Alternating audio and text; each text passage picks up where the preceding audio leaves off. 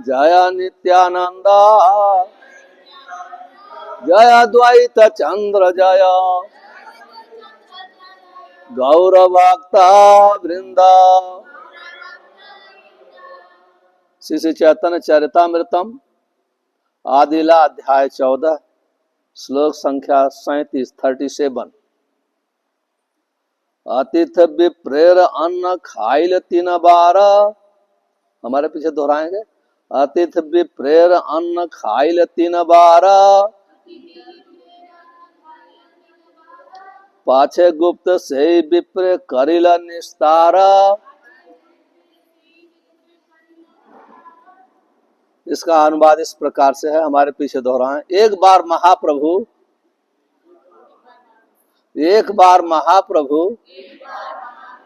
एक ब्राह्मण अतिथि के भोजन को 3 बार खा गए और बाद में उन्होंने गुप्त रूप से उस ब्राह्मण का भवबंधन से उद्धार किया। तात्पर्य श्री भक्ति वेदांत स्वामी श्रील प्रभुपाद की जय। इस ब्राह्मण के उद्धार की कथा इस प्रकार है। एक बार एक ब्राह्मण जो देशाटन के लिए निकला था, एक तीर्थ की यात्रा करके दूसरे तीर्थ से होता हुआ नवद्वीप पहुंचा और वहां जगन्नाथ मिश्र के घर में अतिथि बना। ओम अज्ञानम तिमिरंधस्य ज्ञानांजना शलाकया चक्षुन्मिलितं तस्मै श्री गुरुवे नमः। श्री चैतन्य मनोभीष्टं स्थापितं येन भूतले स्वयंरूप कदा मह्यं ददाति स्वपदान्तिकं। वन्देऽहं श्रीगुरो श्रीयुतपदकमलं।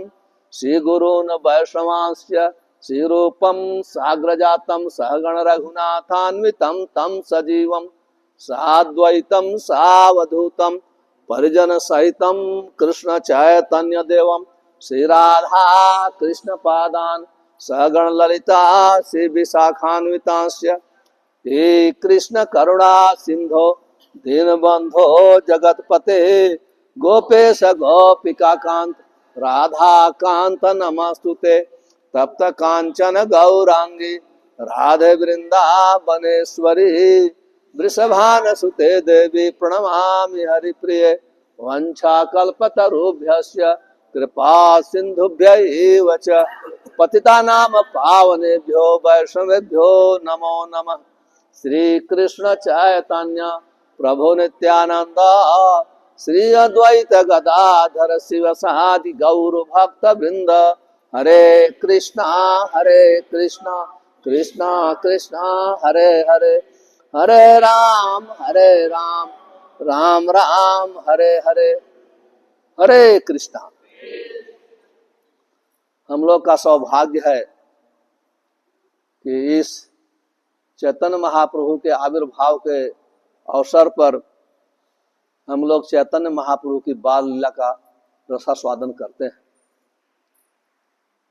ऐसा चैतन्य चरितामृत में वर्णन है, यदि व्यक्ति चैतन्य महाप्रभु को याद करता है तो कठिन से कठिन कार्य जो है बहुत सरल हो जाता है। सुकरम दुष्करम भवेत्। यदि उनको कोई भूलता है तो सरल कार्य भी बहुत कठिन हो जाता है।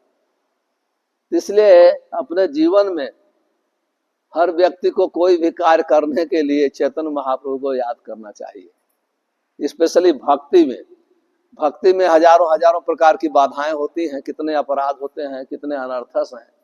इसलिए हम लोग को हमेशा चैतन्य महाप्रभु की कृपा के ऊपर निर्भर होना चाहिए, क्योंकि चैतन्य महाप्रभु पात्र कुपात्र का विचार नहीं करते हैं।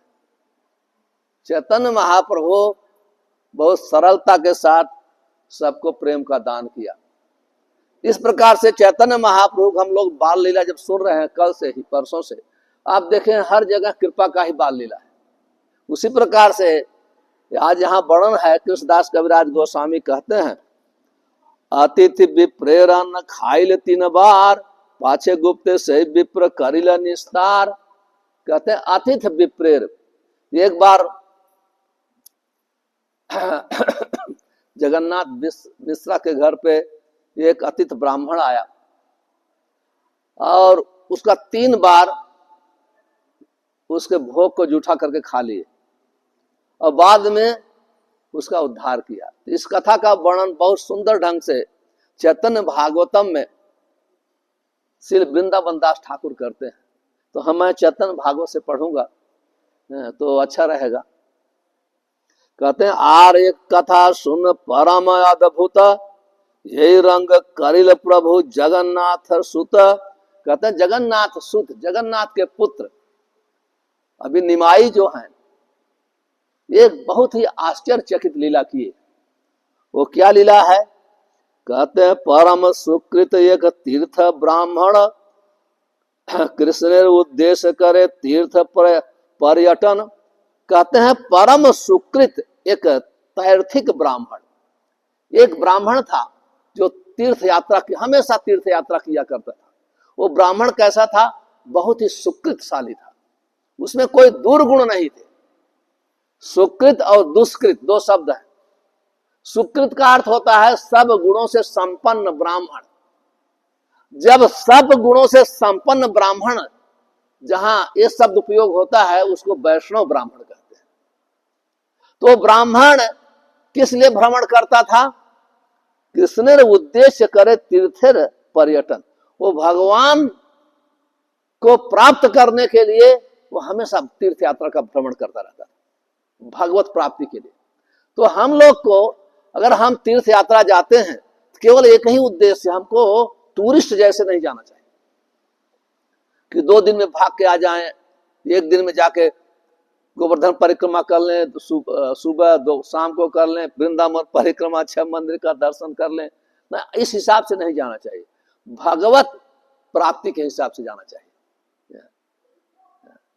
तो इसलिए श्रीमद् भागवतम में कहा गया स एव गोखर यस्य आत्मबुद्धि कुड़पेत धातुके स्वधि कलत्रा दिश भूमि इज्जधि।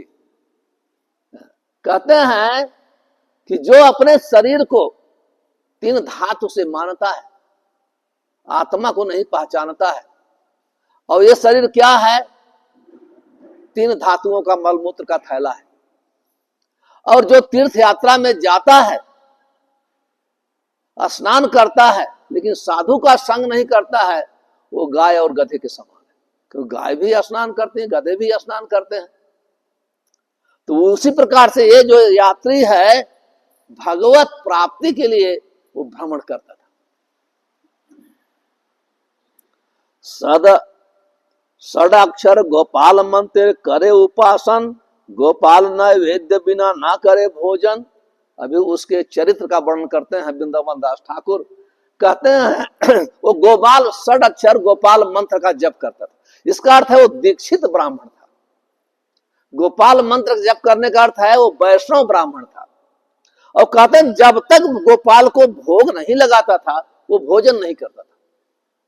ये है, किसी भक्त को प्रसाद के सिवाय दूसरा कुछ नहीं खाना चाहिए। कहते हैं दैवे भाग्यवान तीर्थ भ्रमिते भ्रमिते असिया मिलिल विप्र प्रभुर बाड़ीते। कहते हैं वो विप्र का, अब देखिए सब जगह ऐसा लिखा है, गृहस्थ व्यक्ति जब भाग्यशाली होता है तो उसके घर पे साधु आते हैं। यहां वृंदावन दास ठाकुर कहते हैं कि वो विप्र का इतना भाग्योदय हो गया, जगन्नाथ मिश्रा के घर पे अतिथि बन गया। इसका अर्थ है जगन्नाथ मिश्र उससे बहुत महान थे। सब जगह वर्णन है, चारों तरफ वर्णन है। जब गृहस्थों का भाग्य होता है उसको भक्त मिलते हैं, उसके घर पे भक्त आते हैं। लेकिन यहां कहते हैं कि दैव योग से भाग्यवान तीर्थ भ्रमिते भ्रमते, वो भाग्यवान दैव से, भगवान की कृपा से वो भाग्यवान ब्राह्मण वो घूमते घूमते आसिया मिलिल प्रभु जगन्नाथ मिश्र प्रभु के चैतन्य महाप्रभु के पिता के घर पे पहुंच गया। अब उसका स्वरूप कैसे था?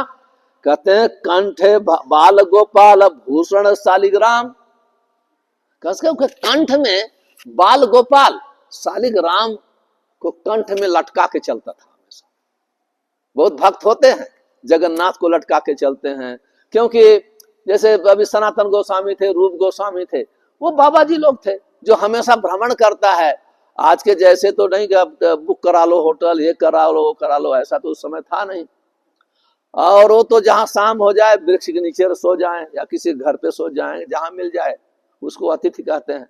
तो अपने गले में लटका कर चलता था, जैसे हम लोग माला लटकाते हैं, वो बाल गोपाल को और शालिग्राम शिला बाल गोपाल को लटका के चलता था। परम ब्राह्मण तेज अति अनुपम। अब देखिए कहते हैं परम ब्राह्मण तेज, ब्राह्मण अपने तेज से पहचाना जाता है। और जब व्यक्ति में प्योरिटी होती है, पवित्रता होती है, तो उसके चेहरे पर बहुत तेज होता है, उसका प्रभाव होता है, वाणी में ताकत होती है, चेहरे पर आभा होती है। क्यों? क्योंकि जब इंद्रियां अपनी बस में होती हैं, उसके मस्तक पर तेज बढ़ जाता है। अभी वो कैसे रहता था? कहते हैं निरवधि मुखे विप्र कृष्ण कृष्ण बोले, अंतरे गोविंद रसे दुई चक्षु ढूले। कहते हैं कि अंतरे निरवध मतलब हमेशा मुख से कृष्ण कृष्ण बोलता रहता है। ये कृष्ण से हमेशा हमेशा कृष्ण। उसकी जीव चैतन्य महाप्रभु एक बार एक गोपाल के साथ जा रहे थे, तो चैतन्य महाप्रभु लघु शंका करने गए, और लघु शंका करे तो जीभ को पकड़ लिए, क्योंकि वो लघु शंका करते समय बात नहीं करना चाहिए। तो जीभ दांत से दबा के वापस आ रहे हैं, पानी इशारा कर रहे हैं, पानी दो, हाथ धो, मुंह धो। तो गोपाल कहते हैं आप जीवा को क्यों पकड़ के रखे हो? तो चैतन्य महाप्रभु कहते हैं हमारी जीवा अहरनिश कृष्ण कृष्ण बोलती है, बंद नहीं हो सकती है, लेकिन मैं लघु शंका करने गया था इसलिए दबाया, क्योंकि बोलेगी उस समय तो बोलना नहीं चाहिए। तो गोपाल कहते हैं अगर मृत्यु उस समय आ जाए तो अगर मृत्यु आ गई तो चैतन्य महाप्रभु कहते हैं आज से तुम्हारा नाम गुरु गोपाल हो गया, मैं अभी लघु शंका करते समय भी कृष्ण कृष्ण बोलूंगा, हरे कृष्ण बोलूंगा। यही देखते हैं, पाते हैं जो भगवान के परम भक्त होते हैं उनके जिह्वा पर स्वाभाविक रूप से कहते हैं निर्वधि मुखे विप्र कृष्ण कृष्ण बोले। उसको प्रयास नहीं करना पड़ता है बोलने के लिए, उसको माला जप करने के लिए कोशिश नहीं करना पड़ता, 4 माला से थक गया, 2 माला ना, हमेशा जीवा चलती रहती है। और अंतरे गोविंद रसे दुई चक्षु धूले, अंदर से गोविंद के रस में रसपान कर रहा है और आंख से आंसू डल रही। रसे का अर्थ होता है दास रस, सख्य रस, वात्सल्य रस, माधुर्य रस। क्योंकि ये बाल गोपाल की पूजा करते थे ब्राह्मण, इसका अर्थ है वो वात्सल्य रस में थे। तो वात्सल्य रस का रसापान करते थे और आंख से आंसू निकलते रहते थे।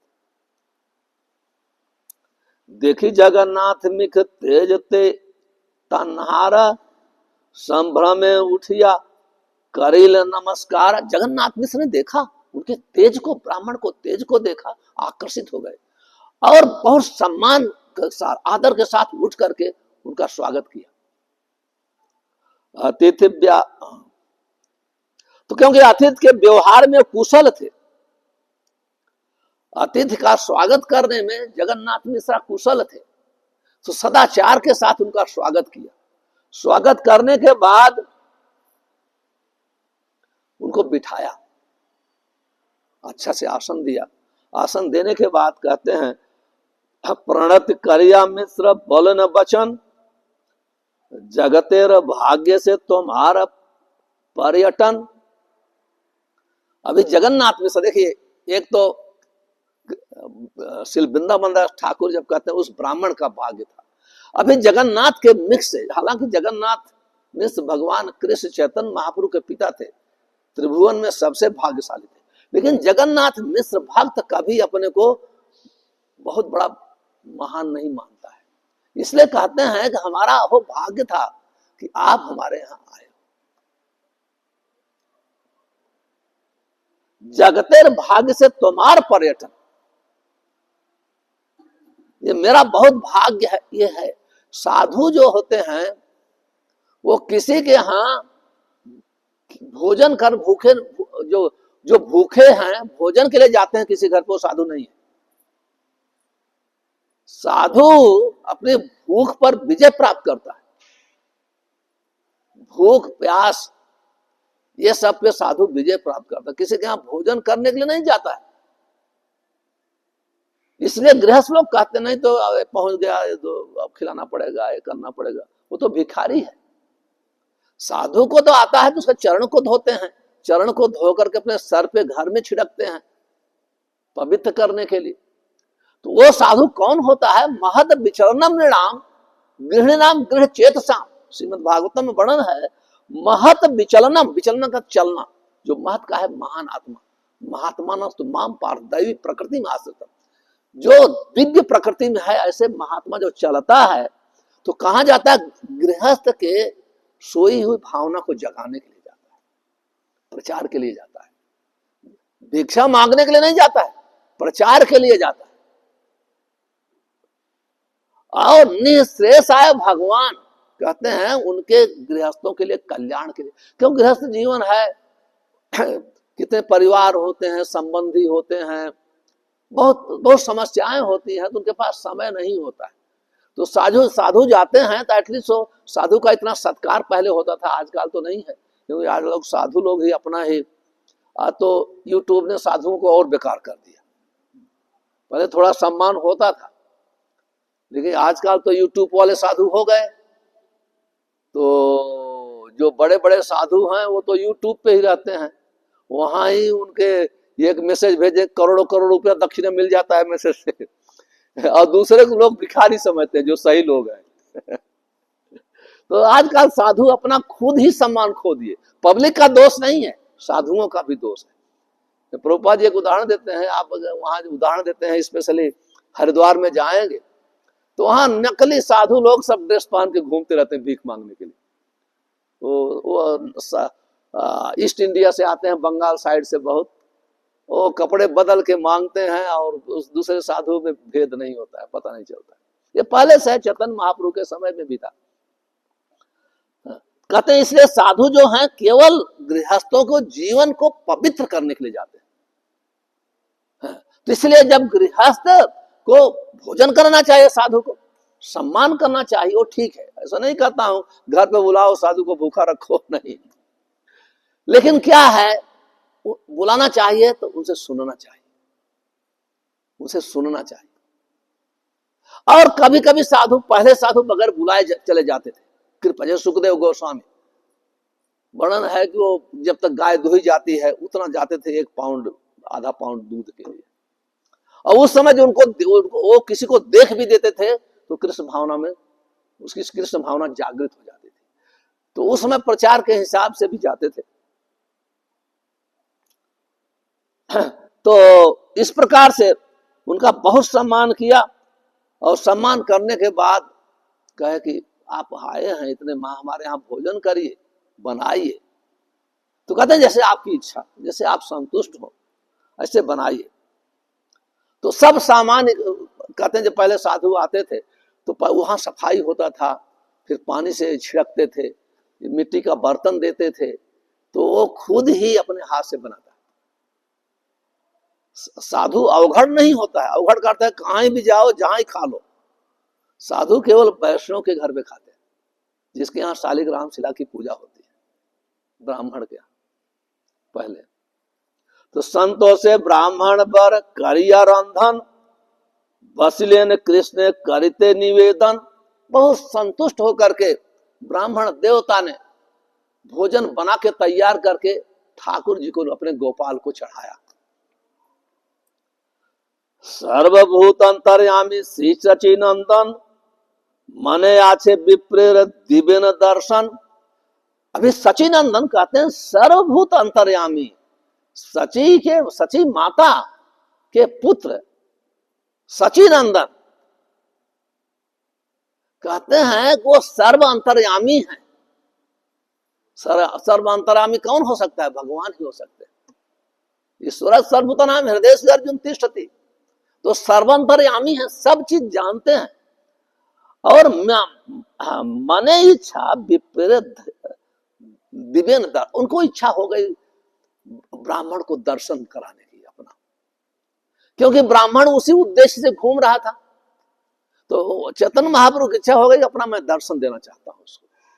देखिए भगवान, हम कितनी भी भक्ति करें, कितना भी साधन करें, अपने साधन से उनको वशीभूत नहीं कर सकते। जब वो खुश होंगे, संतुष्ट होंगे, वो स्वयं प्रकाश। इसलिए भक्त सिद्धांत सरस्वती ठाकुर कहा करते थे, हमें कभी भगवान को देखने की कोशिश नहीं करना चाहिए, हमें ऐसी सेवा करना चाहिए कि खुद देखने आए। यहां वही मिलता है, चैतन्य महाप्रभु स्वयं दर्शन देना चाहते हैं। अब इसके बाद वो भोग लगाकर ध्यान में बैठ गया। जैसे हम लोग गायत्री जप करते हैं, तो गायत्री जप करते रहे होंगे, भोग लगाकर ध्यान में गायत्री जप करते हैं भोग लगा के। तो और गायत्री जप कर रहे हैं, तो फिर वो देखते हैं कि एक छोटा सा बच्चा, और दिगंबर यहाँ वर्णन किया गया है। दिगंबर का अर्थ है कपड़े उपड़े बच्चे तो पहले नहीं पहनते थे, आज तो बच्चा पैदा होने के पहले 10 प्रकार से 15 सा ड्रेस आ जाता है। लड़का होगा कि लड़की होगा पता नहीं है, लेकिन ड्रेस तो आ जाते हैं, जूते आ जाते हैं सब। लेकिन पहले 5 साल 4-5 साल तक बच्चे, 4 साल तक बच्चे कपड़े नहीं पहनते, 3-4 साल तक नंगे ही रहते। तो कहते हैं इसलिए बड़ा क्या, धूलमय सर्वअंग मूर्ति दिगंबर, अरुण नयन कर चरण सुंदर। अब उनकी वर्णन किया गया है चैतन्य महापुरुष सुंदरता। कहते हैं दिगंबर, कहते हैं दिगंबर का कपड़े उपड़े नहीं पहने, जैसे छोटे बच्चे होते हैं ना, कपड़े नहीं पहने हैं, लेकिन उनका शरीर पूरा धूल से दूषित है, और आंखें जो है कमलवत लाल लाल है, और उनके जो है हाथ और चरण बहुत ही सुंदर है। तो ऐसा एक बोते बच्चा आया और वो खाने लगा। जब भोग लगाए थे ठाकुर जी को भोग लगाए, खाने लगे। और बच्चों को पता नहीं चलता है ना, आज कभी भी, आज भी कभी मिट्टी खा लेते हैं, कभी ये खा लेते हैं, कभी कुछ भी पाए गंदा भी खा लेते हैं, उनको पता नहीं। तो जब वो भोग खाना चालू किए, तो कहते हैं हासिया विप्रेर अन्न लैया श्री करे, एक ग्रास खाई लेने देखे विप्र बरे। कहते हैं चैतन्य महाप्रभु निमाई हंसते हुए मुस्कुराते हुए एक मतलब एक कवर मुंह में डाल करके विप्र की तरफ देख के हंस रहे हैं। और विप्र क्या करता है, हाय हाय करी भाग्य आन विप्र दाके, अन्न चूरी करिल चंचल बालके। कहते हैं ये हाय हाय हाय हाय करने लगा जोर से, हाय हाय, ये तो बच्चा ठाकुर जी का भोग ले लिया, झूठा कर दिया। क्योंकि जब भक्त लोग भोग लगाते हैं तो कहा जाता है ब्राह्मण के सिवाय कोई भोग को देख नहीं सकता है, क्योंकि दूसरे के मुंह में लालच आ जाए, कुछ आ जाए तो ठीक नहीं। इसलिए कहा जो ब्राह्मणी दीक्षा लिया है उसको यह अधिकार है भोग लगाने का और ठाकुर जी का कुकिंग करने का। तो इसलिए बहुत अभी कुछ समय कोई झूठा कर दे तो बहुत तूफान हो जाता है। तो वो खुद हाय हाय जोर से चिल्लाने लगा। फिर कहते हैं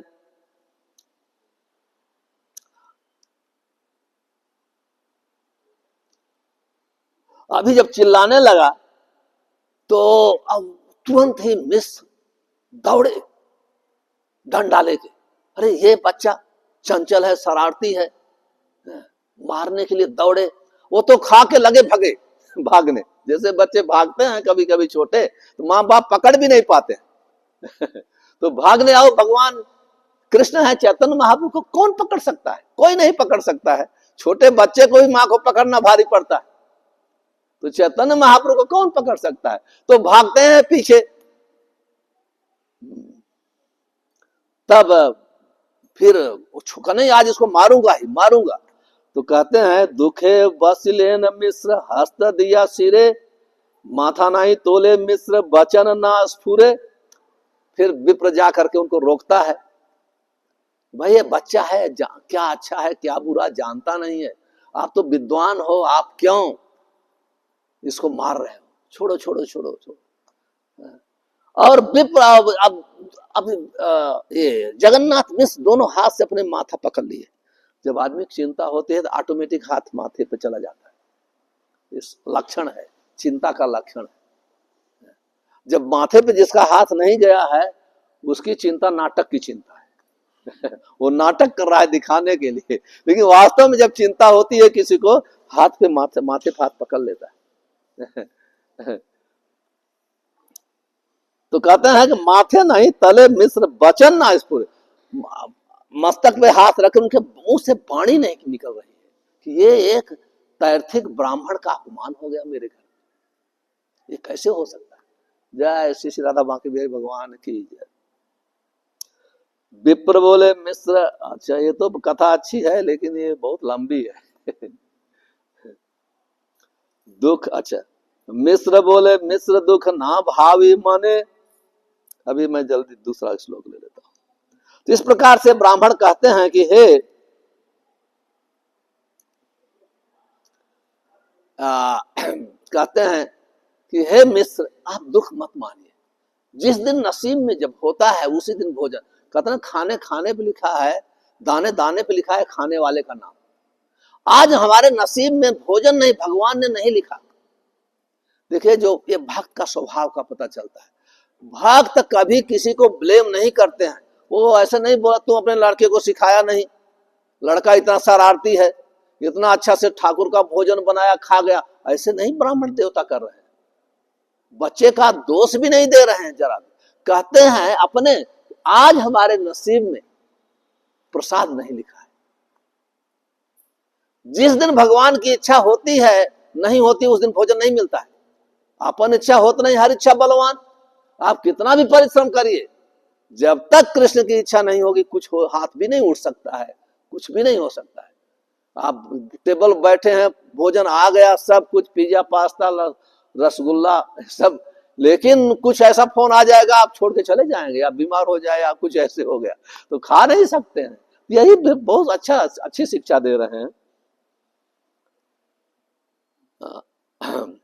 कहते हैं अब सब नारियां उनको चेतन निमाई को अपने गोद में ले लिया, लेके पूछ रही हैं, सब नारी गणे बोले सुन रे निमाई, ये मत करिया कि विप्रेर अन्न खाइल। ओ निमाई तुम ये ब्राह्मण का अन्न खाया, ब्राह्मण का अन्न खाया जाता है, कभी इसलिए कहते हैं ना कभी ब्राह्मण का अन्न नहीं खाना चाहिए, कभी भक्त का अन्न नहीं खाना चाहिए, भक्त को खिलाना चाहिए,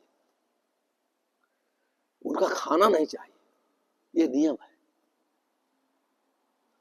तो तब चेतन महाप्रभु निवाई कहते हैं, हंसिया बोले न प्रभु श्री चंद्र बंदने अमार की दोष सॉरी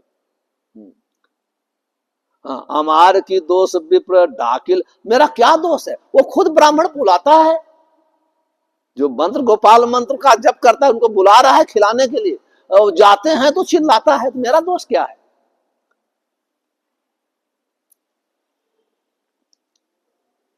और वो सब माताएं समझ नहीं पा रही, ये अपना खुद तब तो बता रहे हैं कि मैं तो हमारी ही मंत्र जप कर रहा है, मुझे बुला रहा है, मैं जाता हूं तो चिल्लाता है, तो मेरा उसमें क्या दोष है, वो समझ नहीं पा रही है। फिर कहती हैं नारियां, हंसिया कहेन प्रभु आमी ये गोवाला, कहते हैं तुम आप ब्राह्मण का है नहीं भाई, तुम ब्राह्मण का अन्न खाया है। तो फिर कहते हैं हंसते हुए कहते हैं, हंसिया कहेन प्रभु आमी ते गोवाला, ब्राह्मणे अन्न आमी खाई सर्व काला, कहते मैं तो ग्वाला हूं, ग्वाल बाल हूं, मैं तो हमेशा ब्राह्मण का ही खाता हूं, क्योंकि जब तक कोई ब्राह्मणी दीक्षा नहीं लेता है कोई भोग नहीं लगा सकता श्री विग्रह को भी, इसलिए कहते मैं तो हमेशा ब्राह्मण का ही खाता हूं, तो इसमें हमारा दोष क्या है, हम कोई दोष तो लगा नहीं। और कहते मेरा तो गोप जाति है, और गोप जात कभी ब्राह्मण का खाता है, थोड़ी कोई दोष है, कोई पाप लग जाता है।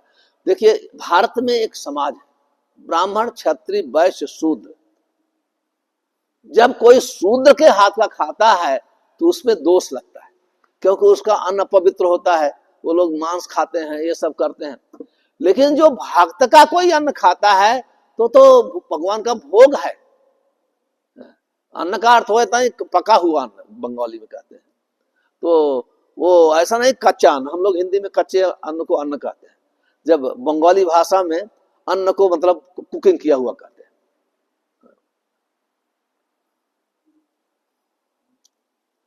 इस प्रकार से छल पूर्वक निमाई पंडित चैतन्य महाप्रभु ने अपना संपूर्ण बता दिया कि मैं भगवान हूं, लेकिन कोई समझ नहीं पाया। वो कोई समझ, क्योंकि भगवान की माया ऐसी, ना हम प्रकाश से सर्वस्य जोग माया समा, जब तक खुद प्रकाश नहीं करते हैं कोई समझ नहीं पाता। और चाहे कितना भी बड़ा भक्त है, वो अपने को छुपना ही चाहेंगे तो छुप जाएंगे। तो आप सब लोग फिर से निवेदन करते हैं, साफ किए फिर किए, और फिर से बनाने का रिक्वेस्ट, तैयार नहीं थे ब्राह्मण लेकिन बनाने का रिक्वेस्ट किए, तो फिर बना के, जैसे अभी उनको ले जाके बंद कर दिए, अभी दूर ले गए और जगन्नाथ मिश्र लाठी लेके बैठ गए, अभी कैसे आ जाएगा। तो कहते हैं कि ध्यान बाल गोपाल भावे न विप्रवर, जान ले न गौर चंद्र चित्ते रही ईश्वर, मोहिया सकल लोग अति अलक्षित, अलिने न विप्र स्थाने हंसिते हंसिते। कहते हैं कि फिर जब वो मंत्र से भोग लगाया तो सर्वज्ञ हैं, सब जान गए, फिर हंसते हुए आ गए और उनके माया से सब लोग सो गए फिर और सभी लोग सो गए और वो खा रहे हैं। फिर से भी हाय हाय करिए उठिल विप्रवर, फिर से हाय हाय करा, उसकी आवाज सुनकर सब लोग उठ गए। फिर वो लाठी लेके दौड़ाते हैं मारने के लिए, खुद दौड़ाते हैं, फिर दौड़ाते हैं मारने के लिए, लेकिन फिर वो ब्राह्मण जाके पकड़ लेते हैं। अरे ये बच्चा है, आप कितना हमको फोर्स कर रहे हो, कितना भी आप फोर्स कर रहे हैं, लेकिन हमारे नसीब में आज नहीं है, भगवान की इच्छा नहीं है कि मैं भोग करूं, मतलब भोजन करूं, प्रसाद पाऊं, तो ये कैसे हो सकता है, मैं खा ही नहीं सकता, आज उनकी इच्छा नहीं है। तो आप बच्चे को क्यों मार रहे हो, उनकी इच्छा ही नहीं है तो मैं कैसे खाऊंगा। तो आप तो बुद्धिमान हो, इस प्रकार से उनको शांत किया, वो बैठ गए। अभी वो बोल भी नहीं सकते हैं, फिर से बनाओ, 2 बार तो हुआ, तीसरी बार कैसे बोले। इस प्रकार से पूरा वातावरण बदल गया, चिंता से ग्रस्त हो गया, क्योंकि आज हमारे घर पे ब्राह्मण का भोजन नहीं मिला। तो उसी समय कहते हैं, है ना इस समय विश्वरूप भगवान सैया स्थाने आइलियन महाज्योतिर्धाम। कहते हैं उसी समय जब सभी लोग वो चिंता से ग्रस्त, उसी समय विश्वरूप, उनके विश्वरूप आ गए।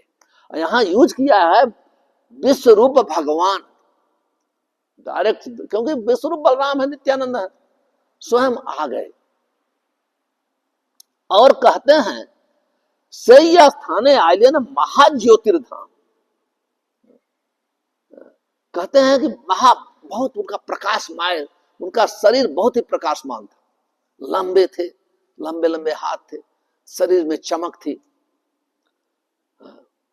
सर्वअंग निरूपण लावण्य सीमा, चतुर्दश भुवन नाहिक उपमा। ये उनके शरीर इतना सुंदर था, पूरे संसार में उनकी सुंदरता की कोई तुलना नहीं कर सकता। तो इस प्रकार से, और उनके मुख से हमेशा, विश्वरूप के मुख से हमेशा सर्वशास्त्र, सर्वशास्त्र ना अर्थ है सदा परस्फुर जीवा है, वो जीवा जो भी बोलते हैं वो शास्त्र की वाणी ही बोलते हैं, दूसरा उनके मुख से निकल नहीं रहा है। जो भक्त होते हैं तो शास्त्र का ही हो सकता है संस्कृत का श्लोक न बोले, लेकिन वो अपनी भाषा में शास्त्र का ही वचन बोलते हैं, उसको भक्त कहते हैं। कभी भी भक्त शास्त्र के विरुद्ध नहीं बोलता है, इसलिए जो भी बोलेगा, चाहे कोई भी भाषा हो, संस्कृत न भी आता हो, तो भी उसका शास्त्र का ही वाणी निकलेगी। अभी जब विप्र देखा, देखिया पूर्वमुक्ति तर्थिक ब्राह्मण, मुग्ध हैया एक दृश्य चाहे घने घन। कहते हैं वो जब देखा ब्राह्मण, क्योंकि भक्त है, देखिए दूसरा लोग इतना अप्रिशिएट नहीं करेंगे, क्योंकि भक्त भगवान की तरफ बहुत आकर्षित होते हैं, और भगवान भी भक्त की तरफ बहुत ही आकर्षित होते हैं। अनन्य चेता माम अस्मरत नित्य से तस्य हम सुलभम पार्थ नित्य युक्त योगिने। भगवान भगवद गीता में कहते हैं अनन्य चेता, जो अनन्य मन से मेरा स्मरण करता है, मैं उसके लिए हमेशा सुलभ।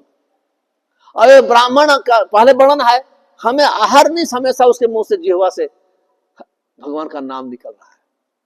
तो जब देखा बहुत आकर्षित हो गए, विश्वरूप को देखे तैर्थिक ब्राह्मण बहुत ही आकर्षित हो गया। आकर्षित हो कहते विश्व बोले कर पुत्र यही महाशय। ये महाशय पूछने लगा, अभी उसके खाने की चिंता, सब कुछ चिंता खत्म हो गई। क्यों? यही है, जब हमारा भक्त के भगवान के साथ संबंध स्थापित होता है, संपूर्ण भौतिक चिंताओं से हम लोग मुक्त हो जाते हैं। वीतराग भय क्रोध है मन में ना मम उपाश्रय। कहते हैं जब भगवान की भक्ति करते हैं, वीतराग है, संपूर्ण भौतिक आसक्ति से मुक्त हो जाते हैं। भय, संपूर्ण भय से हम मुक्त हो जाते हैं, संपूर्ण क्रोध से हम मुक्त हो जाते हैं। भगवतम भगवान कहते हैं। इस प्रकार से वो ब्राह्मण जैसे ही दर्शन किया, उसकी भूख प्यास सब चली गई। तो पूछता है कि ये किसका नंदन है, ये महाशय। आप देखिए बात भी नहीं किया, केवल कहते हैं महाशय, ये महान पुरुष किसका तनय है, किसका पुत्र है। सबई बोले ये सब लोग कहते हैं मिस्र का बच्चा है। ओहो, तब जैसे मिस्र का नाम लिए तो मिस्र के प्रति उनका बहुत ही आदर सत्कार बढ़ गया। कि देखिए पुत्र से पिता की गरिमा बढ़ती है, महानता बढ़ती है। जब अब किसी का पुत्र, तुम किसके पुत्र हो, अगर पुत्र ना अच्छा नहीं है तो लोग पिता का दोष देते हैं, अगर पुत्र अच्छा है तो लोग पिता की प्रशंसा करते हैं। तो उसी प्रकार से यहाँ है, सुनिया संतोष विप्र हैल आलिंगन, धन्य पिता माता यार हेने नंदन। सुन करके बहुत संतुष्ट होकर आलिंगन किया। कहते हैं जो भी इनका माता पिता है वो बहुत भाग्यशाली है, धन्य है। और उधर जो दंडवत प्रणाम किए विश्वरूप, क्योंकि सभी श्लोक पढ़ूंगा तभी टाइम तो हो गया, यहां ही बंद कर देते हैं, कल प्रारंभ करेंगे।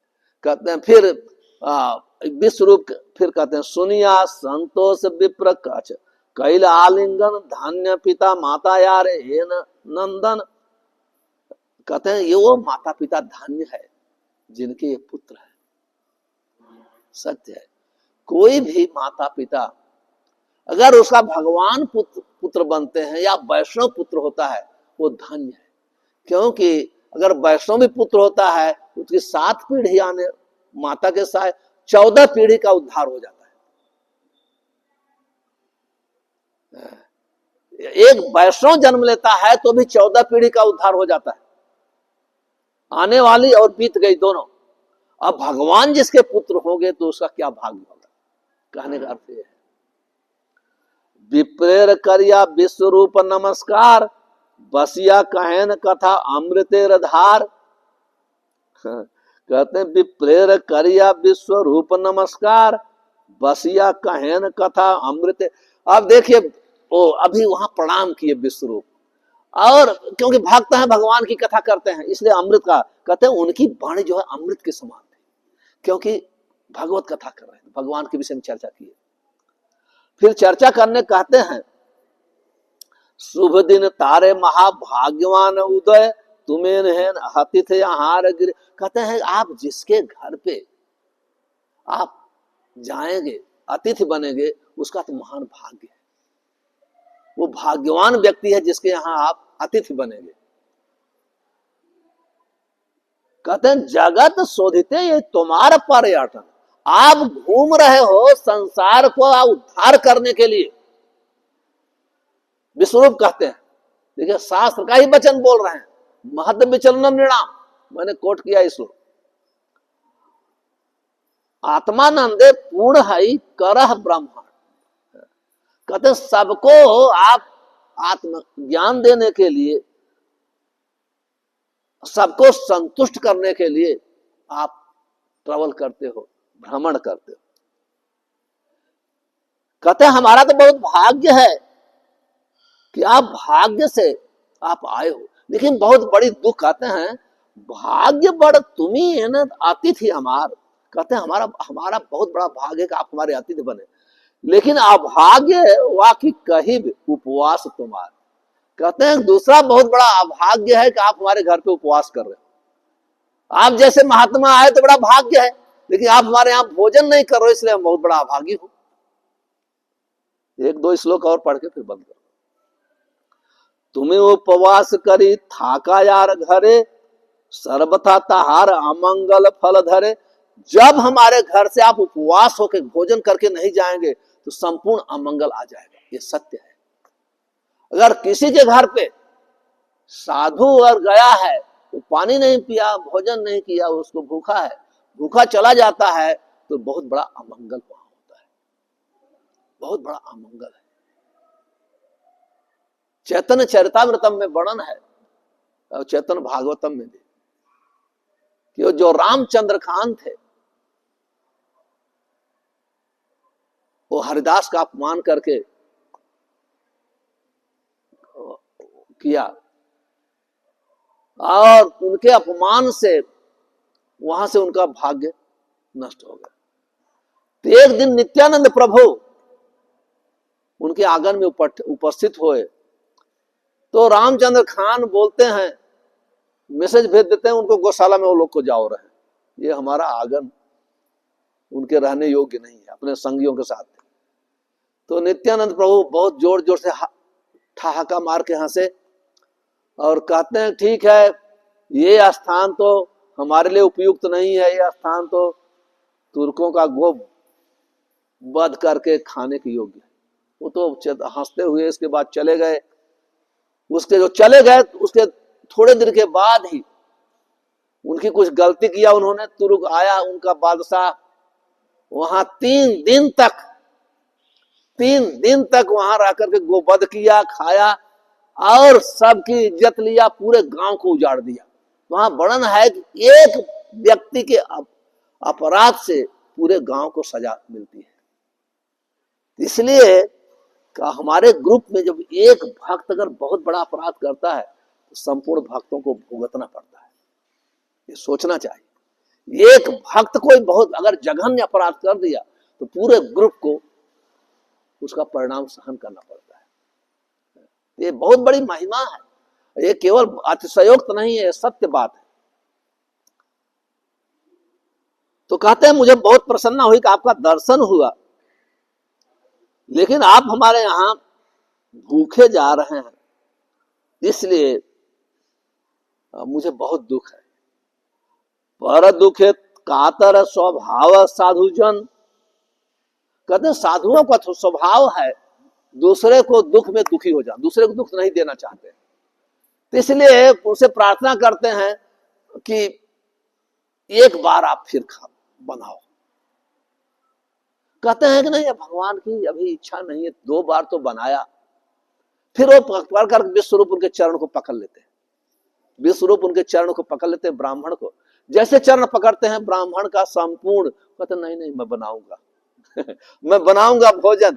फिर से जितना वातावरण बहुत सब खुश हो गए, तुरंत सफाई किए, सामान आज फिर से लाए, फिर बनाना चालू किए। इसके बाद इसके आगे की कथा मैं कल करूंगा। हरे कृष्ण। ग्रंथराज श्री चैतन्य चरितामृतम की जय, ग्रंथराज श्री चैतन्य भागवत की जय। निताई गौर परमंदे। हरि हरि। किसी के पास कोई प्रश्न है तो पूछिए, नहीं तो कल ओके सब दर्शन करके जाए। प्रश्न तो नहीं तो अंतिम दिन प्रश्न करें। ओके।